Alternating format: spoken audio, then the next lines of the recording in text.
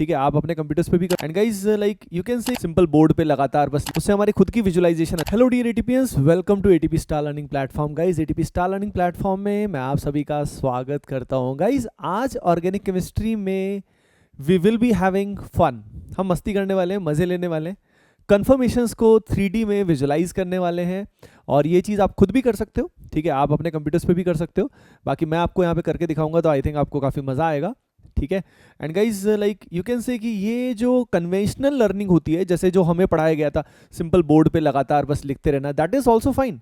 उसकी बहुत ज़रूरत होती है, उससे ही प्रॉब्लम सॉल्विंग होती है, उससे हमारी खुद की विजुअलाइजेशन अच्छी होती है। पर उसके साथ साथ अगर हम साइमुलेशंस का, विजुअलाइजेशन का यूज़ करते हैं तो आई थिंक हमारा इंटरेस्ट सब्जेक्ट में कई गुना बढ़ सकता है। तो आई होप ये पर्टिकुलर लेक्चर आप सभी को बेहद पसंद आएगा। एंड गाइस एक चीज़ मैं आप सभी से रिक्वेस्ट करता हूँ, जिन भी स्टूडेंट्स के पास जो मेरी पहली किताब है, पहली बुक है, master problems in organic chemistry, अगर वो आपके पास आ चुकी है तो गाइस प्लीज़ प्लीज़ प्लीज़ एक छोटा सा रिव्यू ज़रूर दीजिए अमेज़ॉन या फ्लिपकार्ट पे, जहाँ से भी आपने बुक परचेज़ किया है। Thanks in advance. एंड जिनके पास भी अभी तक नहीं पहुँची है, जब पहुँचेगी guys please review it. Thank you so much. Okay, तो गाइज देखो, अभी हम कन्फर्मेशंस यानी कन्फर्मर्स का विजुअलाइजेशन करने वाले हैं। We will be doing the visualisation of conformers, ठीक है, ओके। और पढ़ेंगे, मतलब ये भी पढ़ाई है लेकिन इट विल बी फन। देखिए, ये सबसे पहले इथेन हमारे पास है, दिस इज इथेन। और इथेन में अगर हम देखें तो देखो, इस मॉलिक्यूल को पूरा फील आ जाएगी कि असल में कैसा है। ध्यान से देखिए हर एंगल से, ये हमारे पास इथेन है।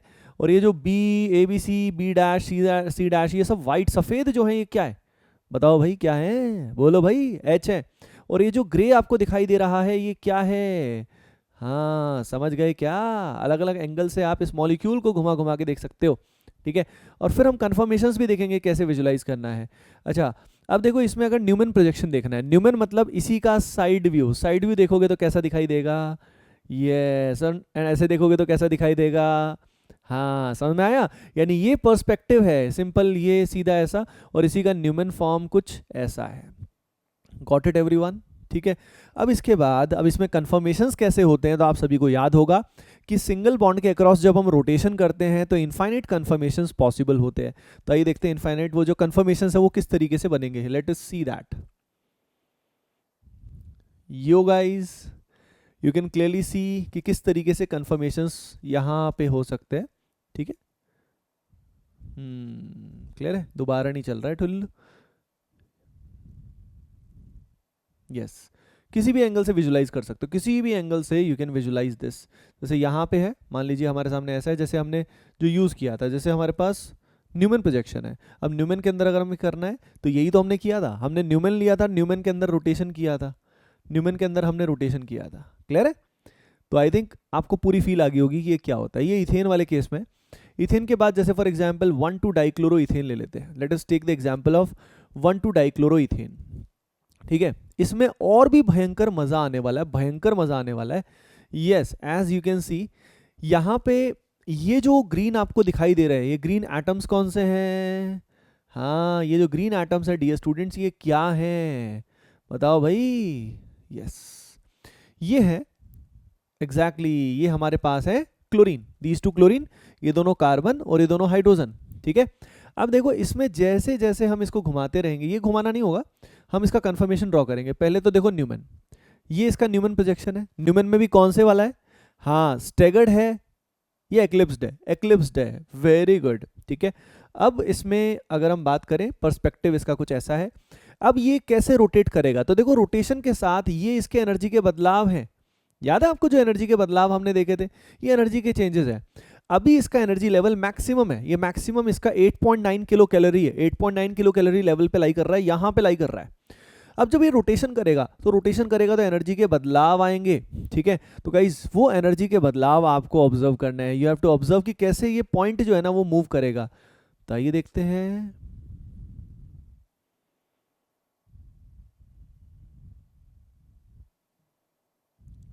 देखिए, यस, दिख रहा है पॉइंट?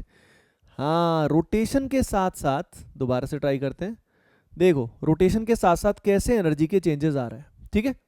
जैसे यहाँ पे अपन ने ऐसा किया, और यस, अब देखिए ये एक पर्टिकुलर फॉर्म है, समझ रहे हो ये कौन सी फॉर्म है, गॉश, गॉश फॉर्म नहीं आएगी, आएगी पार्शली एक्लिप्स टाइप की फॉर्म आएगी।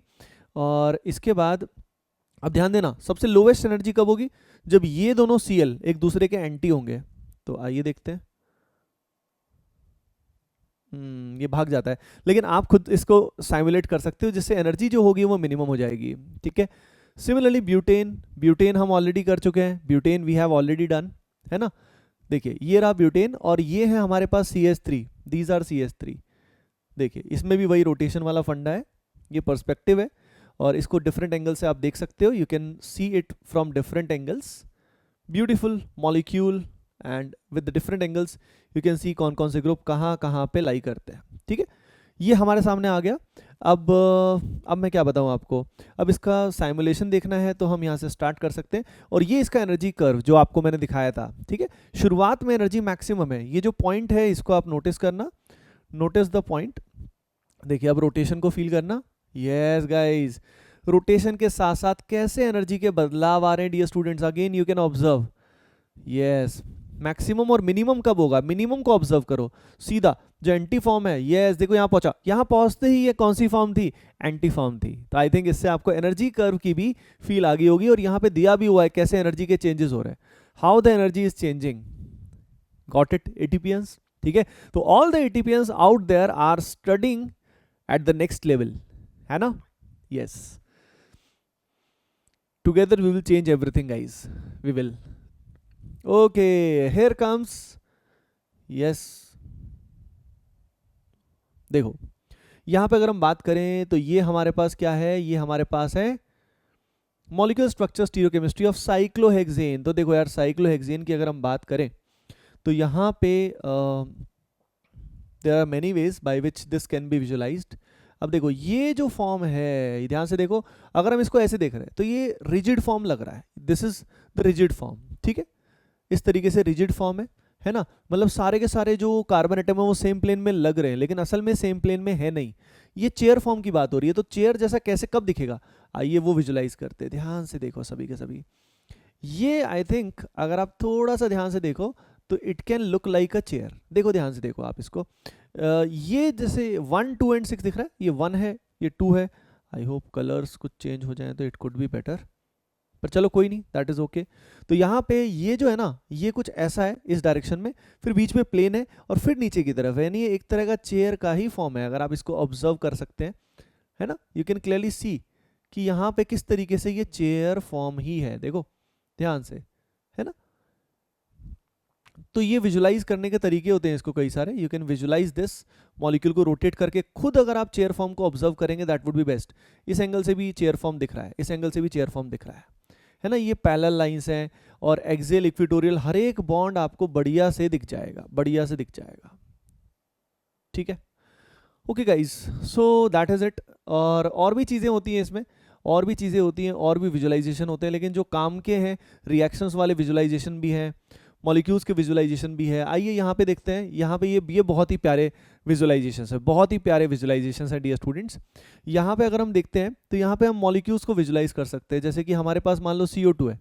अब CO2 को हमने देखा और यहाँ पे ये बिल्कुल पकड़ के उसको बढ़िया से देखो आप विजुलाइज कर सकते हो मजे से, ये ऐसे कर रहे हो लेकिन असल में बॉन्ड एंगल उतना ही रहेगा, देखो बिल्कुल रियल फील आ रही है, देखो साइमुलेशन, ध्यान से देखो आप, ये C है और ये दोनों ऑक्सीजन है, CO2 है ना। आप खुद भी इनके साथ खेल सकते हो, ठीक है, समझ रहे हो ना। यानी आप देखो यार दुनिया देखो, अब कुछ लोग टेक्नोलॉजी का यूज़ करके टिकटॉक बनाते हैं, ठीक है, अच्छा हुआ गवर्नमेंट ने बैन कर दिया, ठीक है, और समझ रहे हो ना, लेकिन टेक्नोलॉजी का सही यूज़ भी तो कर सकते हैं ना, मतलब मैं नहीं कह रहा वो बुरा ही यूज़ है, लेकिन द पॉइंट इज़ कि कितने क्रिएटिव यूजेस भी हैं, उसके अलावा भी एजुकेशन में भी बहुत क्रिएटिव यूजेस हैं गाइस। CO2 के अलावा जैसे फॉर एग्जांपल हमें देखना है, कौन सा देखना है, मान लो हमें देखना है PCl5, आइए देखते हैं PCl5। देखिए PCl5 में अब सारे बॉन्ड्स कितना अच्छे से विजुलाइज कर सकते हैं, यहाँ पे इसको घुमा फिरा के वी कैन सी कि कौन से बॉन्ड सेम प्लेन में हैं, कौन से एक्सियल हैं, कौन से इक्वेटोरियल हैं, सब कुछ बहुत अच्छे से विजुलाइज हो सकता है, ठीक है ना। जैसे ये देखो, ये जो बॉन्ड्स हैं सारे के सारे, दीज बॉन्ड्स, दिख रहा है आपको कि कौन से एक्सियल, ये वाले एक्सियल और उस तरीके से इक्वेटोरियल, तो आप इसको ऑब्जर्व कर सकते हो PCl5 में।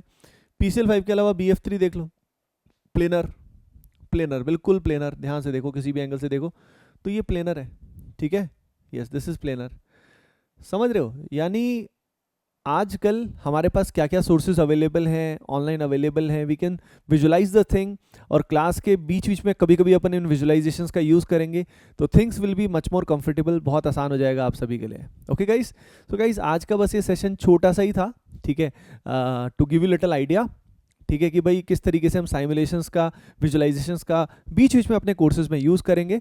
ओके भटकती आत्माओं, तो भाई आज के इस सेशन में हम लोग क्या करने वाले हैं, यस डियर स्टूडेंट्स, आज हम करने वाले हैं, आज हम डूबने वाले हैं ज्योमेट्रिकल आइसोमेरिज्म के रस में, ज्योमेट्रिकल आइसोमेरिज्म के रस में डूबने वाले हैं। और देखो ज्योमेट्रिकल आइसोमेरिज्म के बाद फिर हमारा ऑप्टिकल आइसोमेरिज्म बच जाएगा, ठीक है ना, तो अपन खटखट इसको करते हैं ताकि हम रिएक्शन वाले पार्ट पे जल्दी से आ जाएं, ठीक है।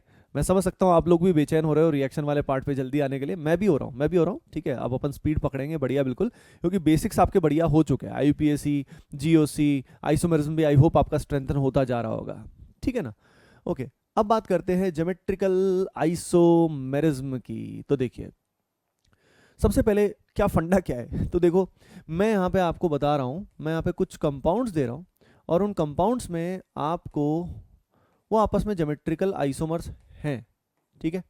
और अपने को ऑब्जर्व करना है कि यार इनमें क्या मतलब खास बात क्या है, कि why they are geometrical isomers, ये अपने को समझना है थोड़ा सा।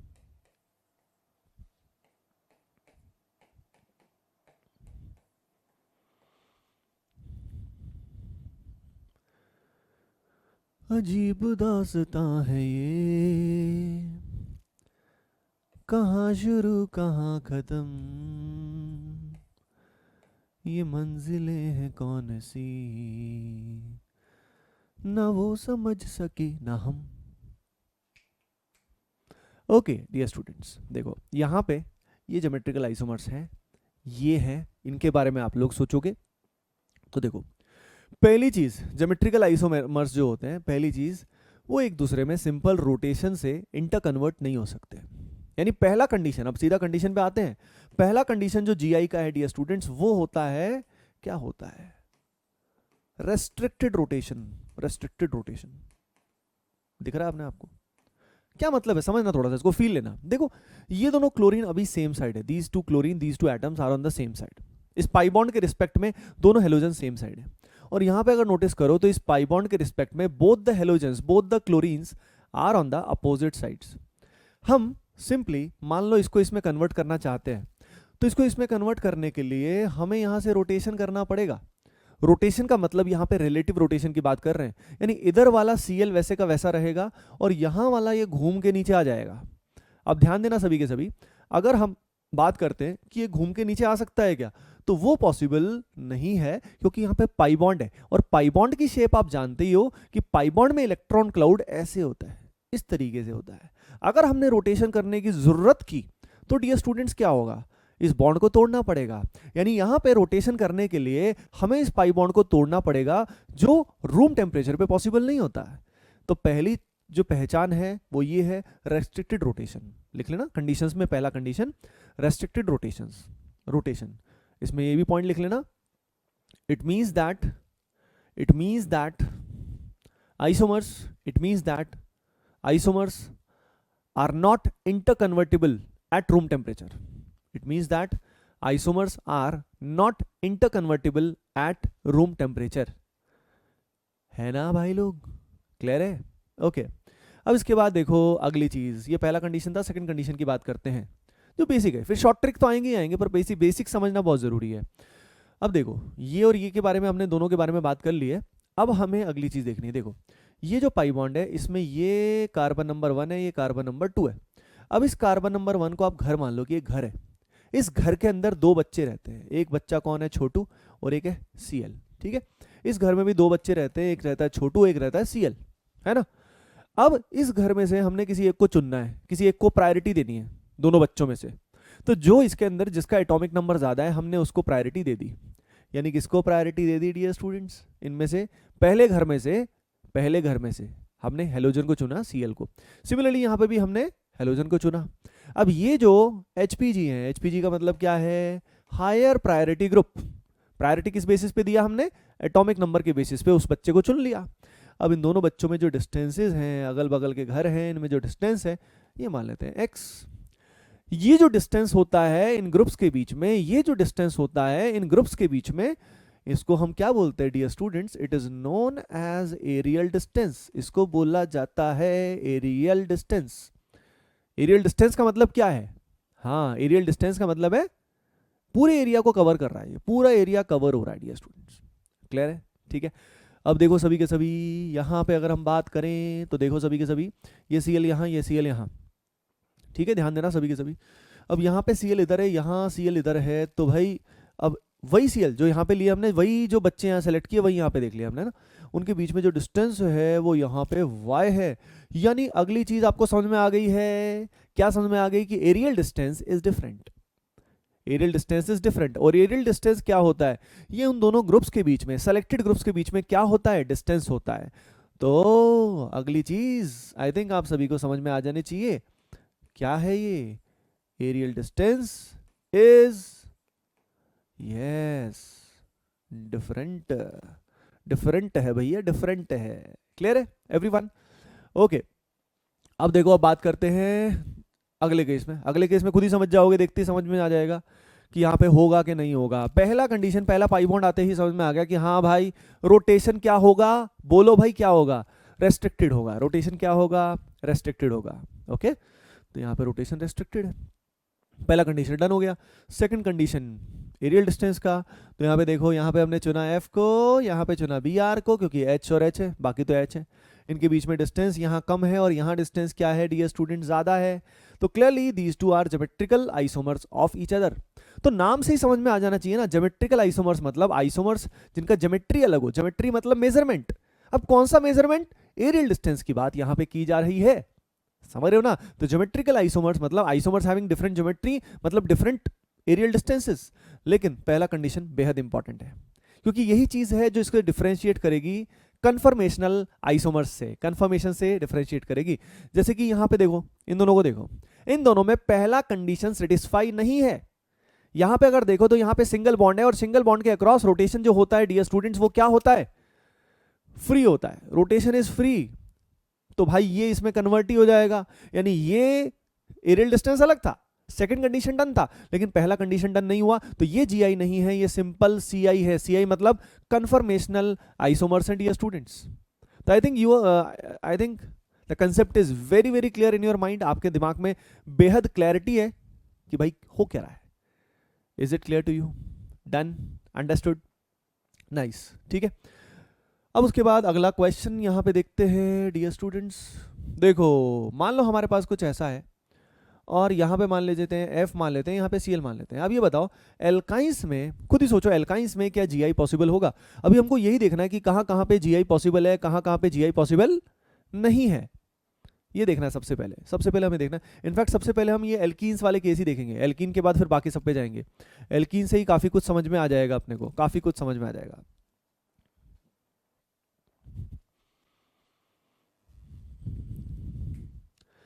ये GI पहला कंडीशन डन। रेस्ट्रिक्टेड रोटेशन, भाई डबल लेयर है, डबल चीज है। यहाँ तो डबल बॉन्ड की बजाय ट्रिपल बॉन्ड आ गया। अब डबल बॉन्ड की बजाय अगर यहाँ पे ट्रिपल बॉन्ड आ गया है तो फिर क्या है? हाँ, फिर आप समझ गए कि ऐसे केस में पहला कंडीशन तो डन है। सेकंड कंडीशन डन नहीं है डियर स्टूडेंट्स। यहाँ पे लीनियर होने की वजह से ये F और Cl में एरियल डिस्टेंस क्या रहेगा? कांस्टेंट रहेगा। क्या रहेगा डियर स्टूडेंट्स? कांस्टेंट रहेगा। तो यहाँ पे एरियल डिस्टेंस कांस्टेंट होने की वजह से आई थिंक आप बात समझ चुके हो, ये GI शो नहीं कर सकता। तो एल्काइन में GI पॉसिबल नहीं है। क्लियर है?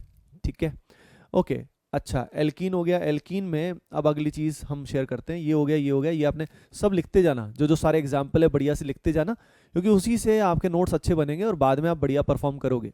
ठीक है, ओके। और अपकमिंग टेस्ट में सारे टेस्ट प्रॉपरली दो यार, टेस्ट कोई स्किप नहीं करना है। जो भी टेस्ट आपका अवेलेबल होता है, जो भी आपका रिव्यू टेस्ट होता है RT, सारे के सारे RT आपको प्रॉपर देने, समझ रहे हो? और उसको एनालाइज भी किया करो, गलती कहाँ पे हुई है, समझ रहे हो? गलती एनालाइज करना बहुत जरूरी है।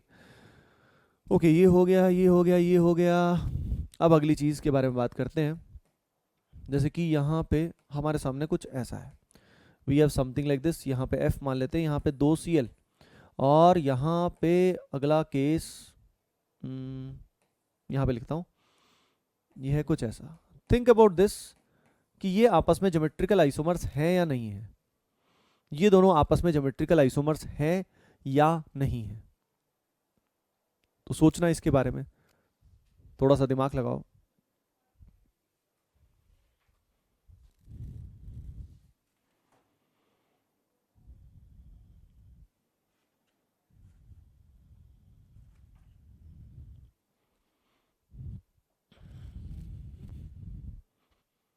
देखिए एवरीवन,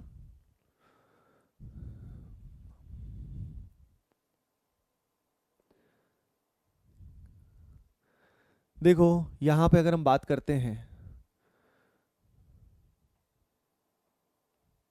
ये जीआई नहीं है, पहला कंडीशन डन है, पहला कंडीशन तो हो रहा है, सेकंड कंडीशन नहीं जम रहा, क्योंकि यहां पे देखो, यहां पे फ्लोरीन ले लिया मान लो, इधर सीएल में हमें वही सीएल लेना पड़ेगा जो इसके पास होगा।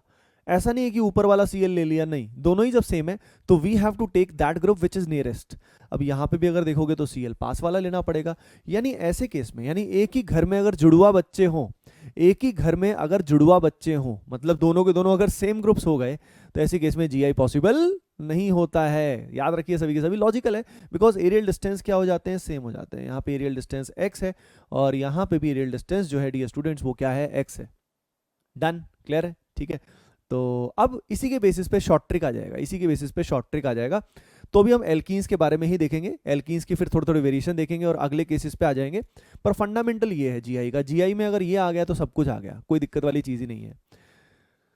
चलो गाइज, अब देखो जैसे कि अब इससे एक रूल आ गया, पर रूल बता ही देता हूँ सीधा। रूल क्या शॉर्ट ट्रिक की तरह है।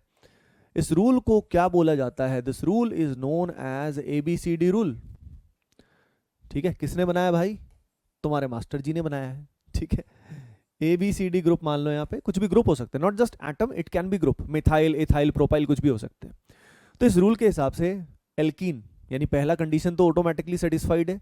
कौन से वाला कंडीशन बोलो, हाँ, रेस्ट्रिक्टेड रोटेशन का कंडीशन तो सेटिस्फाई हो ही रखा है, ठीक है।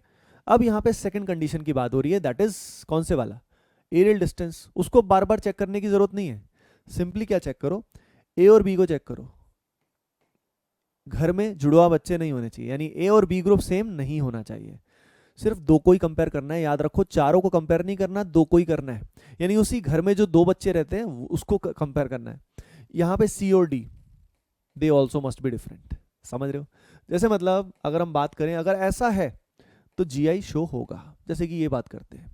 और यहाँ पे हमारे पास CH3 है, यहाँ पे CH3 है, और अगर हम इसमें बात करते हैं, ध्यान रखना सभी के सभी, यहाँ पे ये H, यहाँ पे ये H, सीधा घर नंबर 1 पे देखा तो मिथाइल और H जो है डिफरेंट है, घर नंबर 2 पे देखा मिथाइल H डिफरेंट है, यानी जीआई शो करेगा, जीआई शो करेगा, अंडरस्टूड। जीआई शो करेगा तो एक्चुअली कोई भी सिस्टम जब ज्योमेट्रिकल आइसोमेरिज्म शो करता है तो उसके कोरस्पॉन्डिंग दो फॉर्म बनती है। एक वो फॉर्म बनती है जिसमें एरियल डिस्टेंस कम होता है, जैसे कि यहाँ पे डिस्टेंस कम है, और एक वो फॉर्म बनती है जिसमें एरियल डिस्टेंस ज्यादा होता है, ये इसी का दूसरा फॉर्म है। यानी ये डिफरेंट कंपाउंड है, ये आपस में इंटरकन्वर्ट नहीं हो सकते, इसको रोटेशन करके नहीं बनाया जा सकता। तो अगली चीज आपने समझी कि भाई जब एरियल डिस्टेंस क्या होता है, मतलब जब जीआई शो होता है तो ईच सिस्टम शोइंग जीआई, उसके कितने आइसोमर होते हैं कोरस्पॉन्डिंग, दो होते हैं। तो इस बात को लिख लो, पहले तो ABCD रूल लिख ही लिया आपने, है ना। अच्छा, इन दोनों को कंपेयर नहीं करना, अलग अलग घर में जो बच्चे हैं उनको कंपेयर नहीं करना, है ना। यानी ये नहीं सोचना कि ये दोनों सेम है, ये वो, इनके बारे में सोचना ही नहीं, इस घर पे बस आपको सोचना है। 1 है तो 1 पे ही कंपेयर करो, 2 है तो 2 पे ही कंपेयर करो। तो इसमें क्या बोला मैंने आपको, हाँ लिखो, each system showing GI, each system showing GI, each system showing GI will have each system showing GI will have क्या, two isomeric forms, will have two isomeric forms, उसकी दो आइसोमेरिक फॉर्म होगी, एक ये देखा, ये देखा।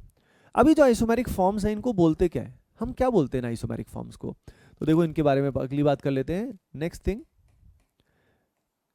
सिस एंड ट्रांस क्या होता है, सिस एंड ट्रांस के बारे में आइए डियर स्टूडेंट्स बात करते हैं। देखिए यहाँ पे सिस एंड ट्रांस का फंडा कुछ ऐसा होता है कि जैसे मान लो we have something like this, यहाँ पे F है और यहाँ पे हमारे पास मान लो, चलो यहाँ पे भी F मान लेते हैं एक बार के लिए, यहाँ H, यहाँ H मान लेते हैं, ठीक है। अब देखो यहाँ पे सिस और ट्रांस तभी एप्लीकेबल होता है, सिस और ट्रांस तभी एप्लीकेबल होता है जब घर नंबर 1 एंड घर नंबर 2 में कम से कम एक एटम सेम आए। जैसे यहाँ पे देखो फ्लोरीन है, इधर भी फ्लोरीन है, इधर तो दो दो सेम आ रहे हैं। अब यहाँ पे देखो इसमें से हमने किसी एक को चुन लिया अब तो, और दूसरे में भी चुन लिया, और ध्यान से देखो जब इनको चुना, सेलेक्ट किया, तो इस पाई बॉन्ड के रिस्पेक्ट में ये दोनों जो ग्रुप्स आए, these are on the same side, ये पाई बॉन्ड के रिस्पेक्ट में सेम साइड लाई कर रहे हैं, यानी हम बोलेंगे इस पाई बॉन्ड का कॉन्फ़िगरेशन जो है वो क्या है डियर स्टूडेंट्स, सिस। समझ रहे हो, सिस, ठीक है। सिस का मतलब जो होता है वो क्या होता है, सिस का मतलब होता है सेम साइड, इसका मतलब ही वही होता है, ठीक है ना। अब इसके बाद अगर हमने इसका दूसरा फॉर्म, जैसे फॉर एग्जांपल ये, ध्यान से देखो इसके अंदर वही दो ग्रुप्स जो हैं these are on the opposite sides, ये पाई बॉन्ड के रिस्पेक्ट में अपोजिट साइड पे लाई कर रहे हैं, यानी इसको क्या बोलेंगे, इसको बोलेंगे ट्रांस। किसको ट्रांस बोलेंगे, इस पाई बॉन्ड के अक्रॉस जो कॉन्फ़िगरेशन है वो हो जाएगी ट्रांस, ठीक है। इनकी नेमिंग में इस चीज का यूज किया जाता है। नेमिंग में कैसे यूज किया जाता है, जैसे पहले वाला फर्स्ट वन जो है उसका नाम अगर मैं आपको बताऊं तो उसको ऐसे लिख सकते हैं, कैसे लिख सकते हैं, सिस 1,2 डाइफ्लोरो इथीन। समझ रहे हो ना, यानी नाम कंप्लीट करने के लिए ये बताना जरूरी है, क्योंकि सिस और ट्रांस से ही हमें एक्चुअली जेन्युइनली पता लगेगा, क्या पता लगेगा, यस, सिस और ट्रांस से हमें जेन्युइनली पता लगेगा कि ये असल में कैसा दिखता है, ये सेम साइड है या नहीं है, क्योंकि ये दोनों सेम नहीं है, दीज टू आर आइसोमर्स, ये सेम कंपाउंड नहीं है भाई। इसके बाद जैसे दूसरे वाला है, दूसरे वाले का अगर नाम मैं आपको बताऊं तो यहाँ पे आ जाएगा ट्रांस 1,2, वही सेम, एवरीथिंग सेम। समझ रहे हो क्या, यानी अगर जीआई हमें नहीं आता तो हमारे लिए दोनों सेम हो गए, लेकिन असल में आपको ये बात समझ में आनी चाहिए कि ये दोनों सेम नहीं है ना। तो सिस और ट्रांस को कैसे देखते हैं, मैंने आपको थोड़ा अंदाजा दिया कि इसमें C1 and C2, carbon 1 and carbon 2 पे कम से कम एक ग्रुप मस्ट बी सेम, ठीक है। तो इसमें लिख लो पहली चीज तो it tells us cis trans किस बारे में हमें इंफॉर्म करता है, देखो it tells us about configuration across a pi bond, it tells us about configuration across a pi bond, एक पाई बॉन्ड के अक्रॉस कॉन्फ़िगरेशन के बारे में हमें बताता है, ठीक है। ये ग्रुप्स किधर हैं, it tells us about configuration of a pi bond showing GI, pi bond showing GI, ये जीआई शो कर रहा है तो उसके अक्रॉस सिस ट्रांस बताता है। लेकिन इसके एप्लीकेबल होने के लिए दोनों कार्बन्स पे C1 C2 पे कम से कम एक ग्रुप सेम होना चाहिए, तो लिख लो at least one group must be same on C1 and C2, at least one group must be same on C1 and C2। मतलब जैसे देखो अगर ऐसा कुछ है, चेक करो खुद इसी बेसिस पे, यहां पे हम सिस या ट्रांस बता सकते हैं क्या, क्या हम यहां पे सिस या ट्रांस बता सकते हैं, चेक करके देखो। इसमें जीआई तो यहां पे भी पॉसिबल है, ज्योमेट्रिकल आइसोमेरिज्म तो यहां पे भी पॉसिबल है, लेकिन सवाल वही है, क्या है सवाल, कि भाई सिस ट्रांस पॉसिबल नहीं है, क्योंकि C1 C2 पे कोई भी ग्रुप कॉमन नहीं है, तो किसके रिस्पेक्ट में बोलेंगे सेम साइड, किसी एटम के रिस्पेक्ट में, ग्रुप के रिस्पेक्ट में बोल ही नहीं सकते। अच्छा, लेकिन अगर हमारे पास है कुछ ऐसा, मान लीजिए कुछ ऐसा, ठीक है, ये मिथाइल, ये इथाइल, अब बोलो सिस ट्रांस बता सकते हैं क्या, बोलो बता सकते हैं ना, बिल्कुल बता सकते हैं भाई, बिल्कुल बता सकते हैं, क्योंकि यहाँ पे देखो इस कार्बन पे H, इस कार्बन पे है H, और ये दोनों जो है these are on the same side, ये एक तरफ है, ठीक है, तो ये क्या हो जाएगा सिस, और यहाँ पे देखो यहाँ पे H, क्योंकि सेम ग्रुप लेना है, याद रखो अभी यहाँ पे प्रायोरिटी वाला चक्कर नहीं है, प्रायोरिटी का देखते तो फिर तो ये जीत जाते, लेकिन यहाँ पे हम क्या सेलेक्ट कर रहे हैं, जो C1 और C2 पे सेम ग्रुप है उसके रिस्पेक्ट में देखते हैं इसको, है ना। C1 एंड C2 में जो कॉमन एटम है उस कॉमन एटम के हिसाब से हम देखते हैं, ठीक है। तो ये आई होप ये पॉइंट लिख लिया होगा आपने कि एटलीस्ट वन एटम या at least one group must B common on C1 and C2, C1 C2 में कम से कम एक सेम होना चाहिए, उसी के रिस्पेक्ट में हम बोल देते हैं कि यार वो दोनों एटम्स सेम साइड आ रहे हैं या अपोजिट साइड आ रहे हैं, उसके हिसाब से हम बता देते हैं कि वो सिस है या ट्रांस है। यो डन। तो इस तरीके से सिस और ट्रांस को देखा जाता है, और ऐसा केस आएगा तो हम क्या करेंगे वो भी हम बात करेंगे। लेकिन आई थिंक आपको एल्कीन के अंदर जीआई का थोड़ा समझ में आया होगा कि कैसे एरियल डिस्टेंस की हमने बेसिक बात की, उसके बाद हमने सिस और ट्रांस के बारे में जान लिया। अब मैं तुमसे हाँ ये बताओ, क्या तुम्हें याद है छोटी सी बात कि ये जीआई जो होता है it is a type of conformational isomerism only. ये एक तरह का कन्फर्मेशनल आइसोमेरिज्म ही है। क्या है ये एक तरह का कन्फर्मेशनल आइसोमेरिज्म ही है। सॉरी गलती हो गई, configurational. It is a type of configurational isomerism. देखो दो होते हैं ना स्टीरियो के अंदर, स्टीरियो आइसोमर्स में दो तरह के होते हैं, एक होता है कन्फर्मेशनल जो हम कर चुके हैं, एक होता है कॉन्फिगरेशनल। कॉन्फिगरेशनल में जीआई ओआई आता है क्योंकि इसमें कॉन्फिगरेशन चेंज होती है। कॉन्फिगरेशन कैसे चेंज हो रही है दिख रही है ना, कॉन्फिगरेशन मतलब अरेंजमेंट स्पेस में चेंज हो रही है, ठीक है। तो ये हो गया सिस, ये वाला कौन सा हो गया, दिस इज एक्चुअली ट्रांस, यहाँ पे पाई बॉन्ड की कॉन्फिगरेशन चेंज हो रही है। अब एक क्वेश्चन है आप सभी के लिए, क्वेश्चन है कि जीआई शो करने के लिए पाई बॉन्ड के अक्रॉस मिनिमम कितने कार्बन चाहिए। क्वेश्चन लिख लो, how many minimum carbons are needed to show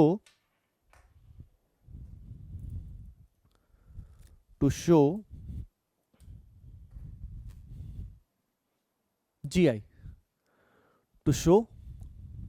GI show करने के लिए मिनिमम कितना कार्बन चाहिए होता है, ठीक है। थिंक अबाउट इट, सोचिए इसके बारे में।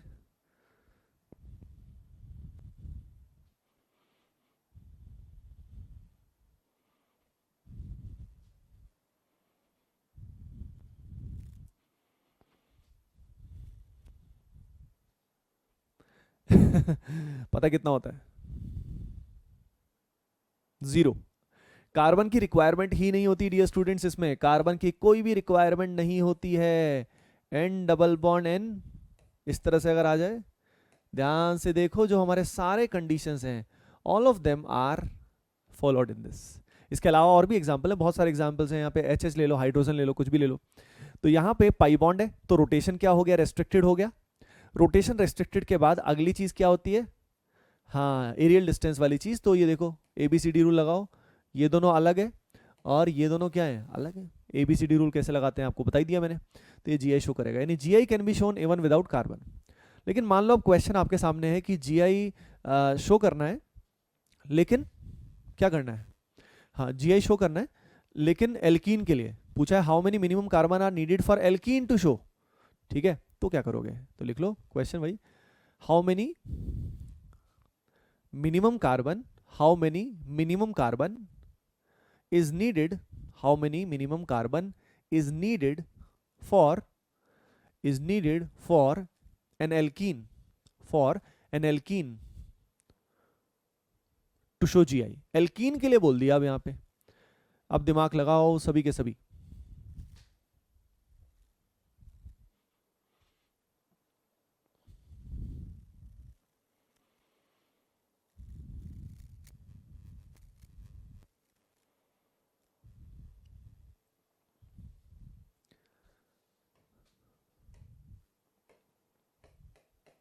टाइम इज अप, बोलो भाई कितना आएगा, सोच लिया दिमाग में, सोच लिया पक्का, पता कितना आएगा मिनिमम वैल्यू विल बी 4 चाहिए होगा कम से कम। यानी ये एल्कीन के लिए देखो, कम से कम एक कार्बन इधर लगाओगे तो यहाँ पे CH3 आएगा और कम से कम एक कार्बन यहाँ लगाओगे, यानी ये स्मॉलेस्ट एल्कीन है जो जीआई शो करता है, it is the smallest alkene. अब कई इसमें बहुत ही स्मार्ट प्राणीज वो सोच रहे होंगे कि सर अगर हम हेलोजन लगा दें या आइसोटॉप लगा दें, देखो ऐसे केस में प्योर एल्कीन नहीं कहलाएगा। ऑब्वियसली अगर मैंने जैसे यहाँ पे H लिया, यहाँ पे D ले लिया, यहाँ पे H और यहाँ पे D ले लिया, यहाँ पे 2 कार्बन से भी काम चल गया, समझ रहे हो, ये भी जीआई शो करेगा, लेकिन ये प्योर एल्कीन नहीं है। तो अगर एल्कीन बोला तो आप एल्कीन ही बनाओ, उसके अंदर आइसोटॉप्स या फॉर एग्जांपल अल्कोहल ग्रुप या कोई और ग्रुप लगा दोगे तो उसका फंडा ही चेंज हो जाएगा। आई होप यू अंडरस्टूड कि फंडा क्या है। तो मिनिमम कितने चाहिए होते हैं, 4 चाहिए होते हैं, ठीक है ओके। अब मैं तुम्हारे सामने यहाँ पे कुछ दे रहा हूँ, उसमें तुम्हें सिस ट्रांस बताना है, ठीक है ना। ये मैं यहाँ पे कुछ दे रहा हूँ, identify cis and trans if applicable.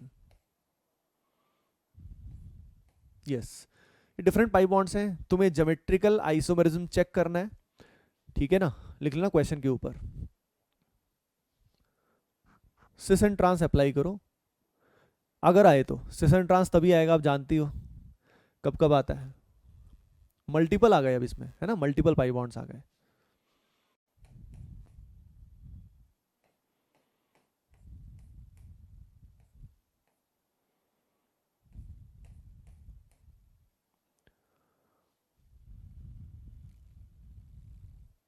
इसमें भी सिस ट्रांस बताना, इसमें भी सिस ट्रांस बताना।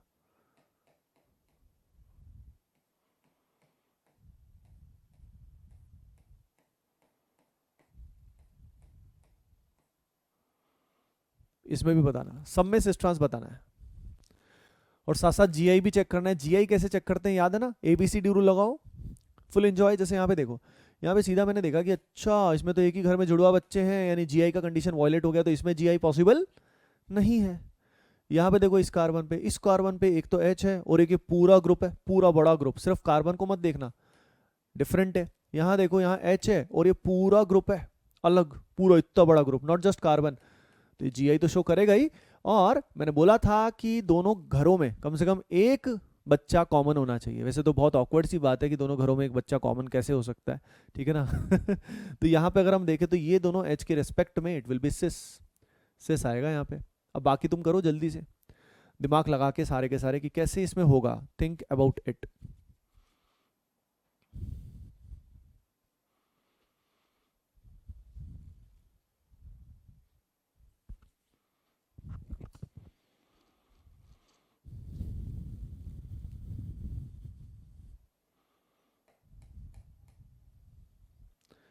देखिए, यहाँ पे आएगा ट्रांस, यहाँ पे आएगा सिस, यहाँ पे आएगा सिस, यहाँ जीआई शो नहीं होगा बिकॉज दोनों एटम क्या हो गए, सेम आ गए। क्लियर है बात, समझ में आई, ठीक है। तो यहाँ पे सिस सिस और यहाँ कुछ ऐसा, और बस दैट इज द पॉइंट, ठीक है। और मैं क्या बता रहा था आपको, और मैं कुछ इंटरेस्टिंग बता रहा था। सिस कैसे आया, दिख रहा है ना, ये ग्रुप की वजह से, है ना, these two are on the same side. और पता है एक ट्रिक भी होता है सिस और ट्रांस के लिए, याद रखने के लिए, कि सिस सेम साइड है, ट्रांस अपोजिट है, मान लो स्टूडेंट भूल भी जाए। तो देखो, ये है हमारा सी सिस के लिए, और ये हमारा ट्रांस है, ठीक है। अब देखो सी को ध्यान से देखो, और यहाँ पे लगा दो एरो, क्या लगा दो, एरो, यहाँ पे भी एरो लगा दो। Now these arrows are pointing in the same direction, ये सेम डायरेक्शन में, बस बात खत्म है, यानी सेम साइड। और यहाँ पे these arrows are pointing in the ये अपोजिट डायरेक्शन, तो ये क्या हो जाएगा, ये हो जाएगा ट्रांस। क्लियर है, ठीक है। तो ये मतलब ट्रांस के मतलब अपोजिट साइड है ना। तो इससे आप शायद नहीं भूलोगे कभी भी कि सिस कौन सा था और ट्रांस कौन सा था। इस वाले केस में यहाँ पे अगर चेक करोगे तो इसमें जीआई तो है, क्योंकि ऊपर वाला ग्रुप अलग है और नीचे वाला अलग है। ध्यान से देखो, एटम नहीं देखते, पूरा ग्रुप देखते हैं। तो ये कंप्लीट ग्रुप और ये complete group, these are different. तो जीआई ये भी करेगा, ये भी करेगा, ये भी करेगा, लेकिन सिस ट्रांस यहाँ शो नहीं होगा, क्योंकि यहाँ पे जो ये दोनों कार्बन एटम्स हैं, इन दोनों कार्बन एटम्स पे कोई भी कॉमन ग्रुप नहीं है, मतलब कॉमन एटम नहीं है। यहाँ पे सिस ट्रांस बता सकते हैं, यहाँ पे आएगा ट्रांस और यहाँ पे आएगा सिस। किसके रिस्पेक्ट में बोलोगे, यहाँ जो एच है जो कॉमन है उसके रिस्पेक्ट में बोलोगे। जो भी कॉमन एटम होता है उसके रिस्पेक्ट में सिस और ट्रांस डिफाइन किया जाता है, उसके रिस्पेक्ट में सिस और ट्रांस डिफाइन किया जाता है, और बड़ा मजा आता है।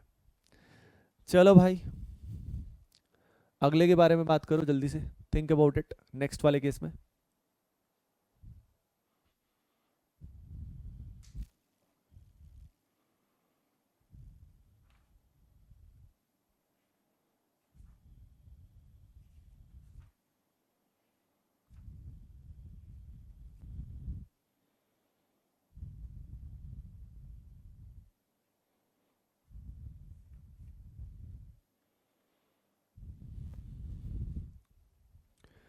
देखिए देखिए एवरीवन, यहाँ पे अगर हम देखें तो ये शो नहीं करेगा जीआई, ये करेगा ही नहीं क्योंकि दोनों एच हो गए।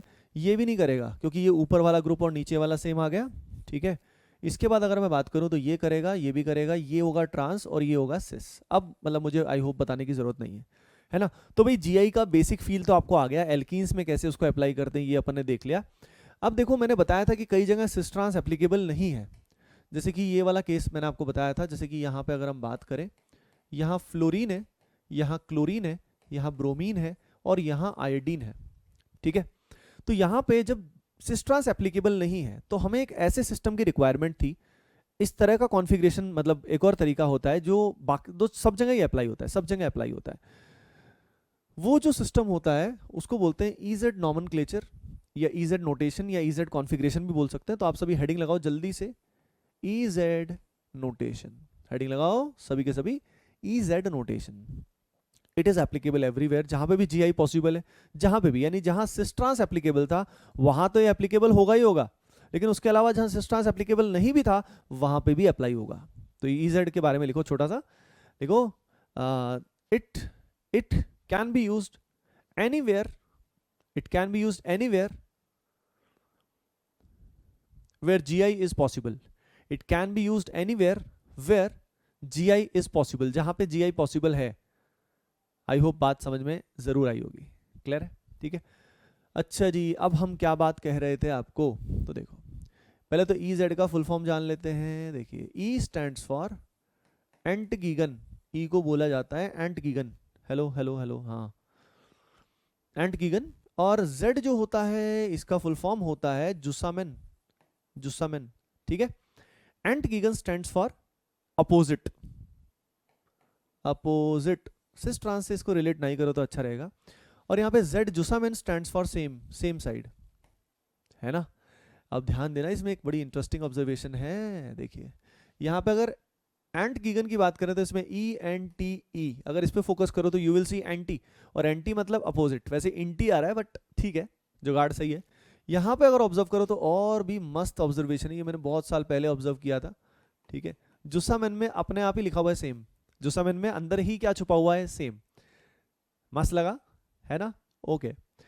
तो भाई ये हो गया एंटगीगन जुसामेन। क्या बताता क्या है ये, क्या है, तो देखो यार फंडा ऐसा है, मैं बताता हूँ कैसे बताते हैं। इस पाई बॉन्ड के अक्रॉस मुझे EZ बताना है कि ये E है या Z है, जैसे सिस ट्रांस था उसी तरीके से यहाँ हम EZ बता सकते हैं। कैसे बताएंगे, तो देखो यार ये घर नंबर 1 है, घर नंबर 1 में कौन कौन रहता है, फ्लोरीन एंड क्लोरीन रहता है। तो यहाँ पे हमें सबसे पहले कुछ फंडा है आइडेंटिफाई करने होते हैं, आइडेंटिफाई HPG जो बिल्कुल शुरू में किया था ना उसी तरीके से। हायर प्रायोरिटी ग्रुप सबसे पहले आइडेंटिफाई करो, 1 पे भी और 2 पे भी, दोनों पे एक एक करके।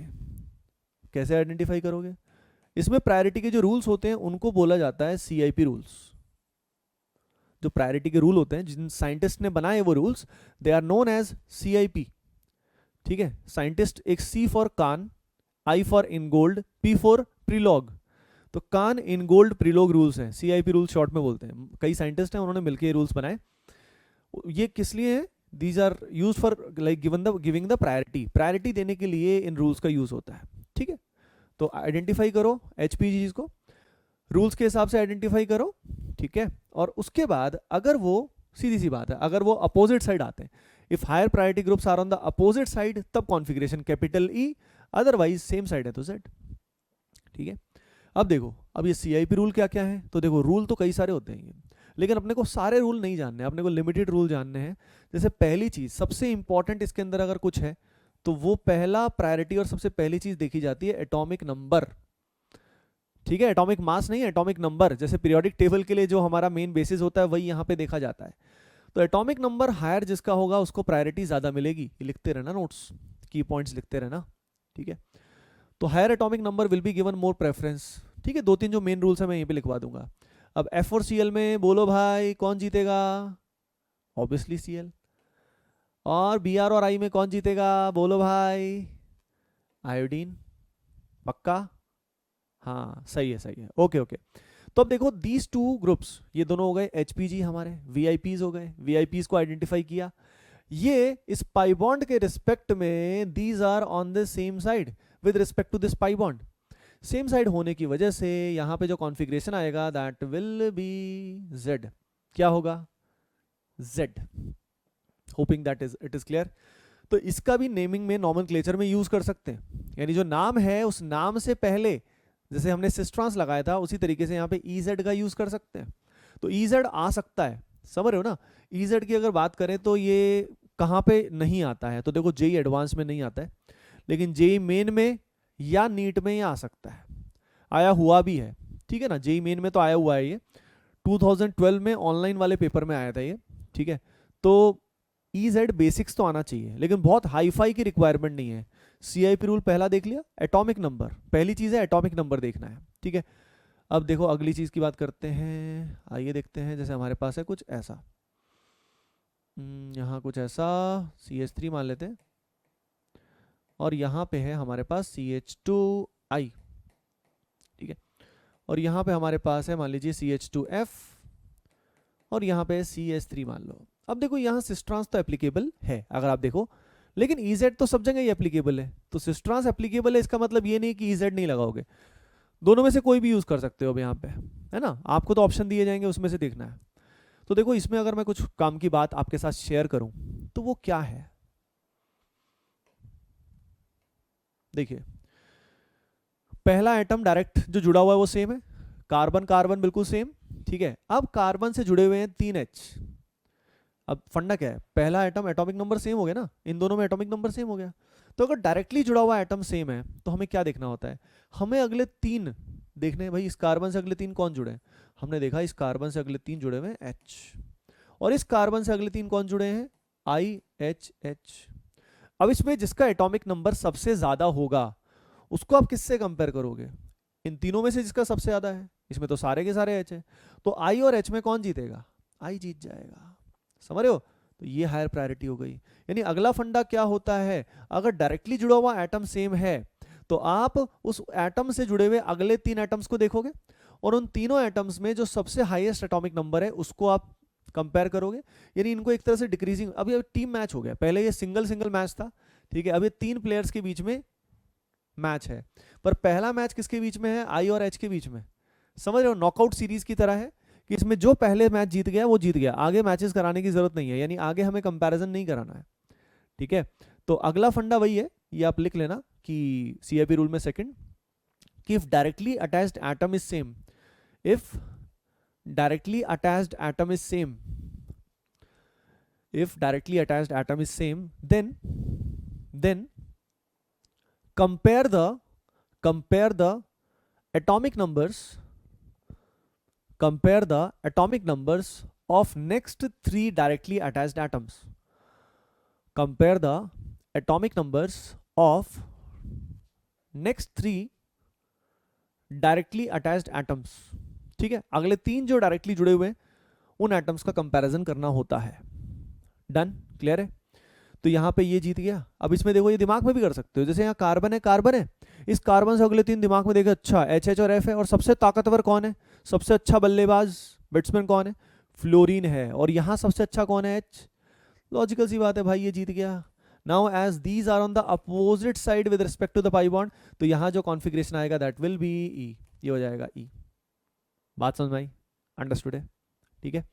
तो सेकेंड रूल आपको समझ में आ गया। अगली चीज, एक और बात, छोटी सी बात है पर ठीक है नॉलेज के लिए। जैसे मान लो यहाँ पे H है, यहाँ पे D है, यहाँ पे मान लो हमारे पास OH है, और यहाँ O18H है ना, ये नॉर्मल वाला और ये 18 वाला, इसका O का थोड़ा मोटू भाई, मतलब आइसोटॉप। तो यहाँ पे अगर हमारे पास आइसोटॉप्स है तो जो हैवियर है उसको प्रायोरिटी देते हैं। लॉजिकल है ना कि भाई दोनों का अगर एटॉमिक नंबर सेम आ गया तो भाई हम किसको प्रायोरिटी देंगे, हाँ प्रायोरिटी किसको देंगे, लॉजिकल सी बात है, जिसका एटॉमिक नंबर ज्यादा है। तो अगला पॉइंट लिख लेना, इन isotopes heavier one is preferred, in isotopes heavier one is preferred, जो heavier होता है उसको प्रेफर किया जाता है, heavier one is preferred, ठीक है। चलो अब देखो आगे चलते हैं, ध्यान देना सभी के सभी। यहाँ पे जैसे इसमें देखो, इसमें कॉन्फ़िगरेशन क्या आ गया, Z आ गया। इसका तुम खुद सोचो, थोड़ा सा इसका खुद सोचो, फिर बात करते हैं, ठीक है। थिंक अबाउट इट कि इसका EZ में क्या होगा। अच्छा एक चीज का बता देता हूं आपको, छोटी सी बात, कि लोन पेयर की प्रायोरिटी लोवेस्ट होती है, लोन पेयर की प्रायोरिटी लोवेस्ट होती है। ठीक है, अच्छा आज के लेक्चर के बाद आप जीआई अभी तो पूरा जो डीपीपीज है वो नहीं कर पाओगे, नेक्स्ट लेक्चर के बाद आप कर पाओगे। ठीक है, तो don't worry about that. Next lecture में हम इसी का थोड़ा सा एक तरह से मान लो और डिटेल्ड वर्जन देखेंगे नेक्स्ट लेक्चर में। देखो भाई, HOH CF2Cl CH2I, अगर हम बात करें तो भाई ये GI तो शो कर रहा है, H और OH में कौन जीतेगा? सही सोचा, इस दोनों में, इन दोनों में कौन जीतेगा? बोलो, ये जीतेगा। कैसे भाई? कार्बन से डायरेक्टली जुड़े हुए कितने एटम है? 3 है ना, IHH, आयोडीन HH, और ये जो कार्बन है ऊपर वाला, इसमें कौन कौन जुड़ा हुआ है? ClFF। कंपैरिजन पहले किसका होगा? I का और Cl का। कौन जीत गया? बस बात यहीं पे खत्म है, समझ रहे हो ना? नहीं तो हमारे दिमाग में क्या होगा, सर आगे तो देखो छोटूस हैं और इसमें तो फ्लोरीन जीत जाएगा। नहीं, सीरीज यहीं पे खत्म हो गई बेटा, इससे आगे जाने की जरूरत ही नहीं है। समझ रहे हो ना? यानी इट्स एक तरह से नॉकआउट सीरीज है, पहले जो जीत गया वो जीत गया, बस आगे सबका कंपैरिजन नहीं करना अपने को। आई थिंक बात समझ में आई होगी। तो यहाँ पे कॉन्फ़िगरेशन क्या आएगा? Configuration will be Z। Okay guys, तो बस जो आपको कराया जा रहा है, मेक श्योर कि भाई इसको बढ़िया से कर लो। ठीक है, इसको अच्छे से कर लो। और वही है, मास्टर प्रॉब्लम बुक में से आप में से काफ़ी स्टूडेंट पूछ रहे थे कि उसमें से कौन से क्वेश्चंस करें, क्या करें, तो मैं सभी को बता ही देता हूँ कि देखो यार, पहले जो दिया जा रहा है मटेरियल उसको ढंग से कर लो। ठीक है, वो हो जाता है अच्छे से, तो फिर आप मास्टर प्रॉब्लम बुक को कर सकते हो, है ना? और उसमें भी सबसे पहले नियोफाइट लेवल से स्टार्ट करना, start with the neophyte level. पहले नियोफाइट करना मतलब सिंगल करेक्ट करना, और बस स्टार्टिंग उससे करना, है ना? सीधा जंप मत करना लेवल्स में। ओके, सो गाइज आज के इस लेक्चर के अंदर आई थिंक आपको समझ में आ चुका है कि भाई हमने कैसे जीआई पे प्रकाश डाला, कि जीआई कैसे पहचानते हैं। जीआई हमने देखा, सबसे पहले समझा, 2 बेसिक कंडीशन देखे, फिर शॉर्ट ट्रिक जाना, ABCD रूल, है ना? सिस्ट्रांस देखा, सिस्ट्रांस के बाद हमने क्या देखा? हमने EZ देखा, जिसमें हमने CIP रूल, जो इंपॉर्टेंट CIP रूल्स हैं वो हमने देखे। So guys I hope session में आपको मजा आया होगा।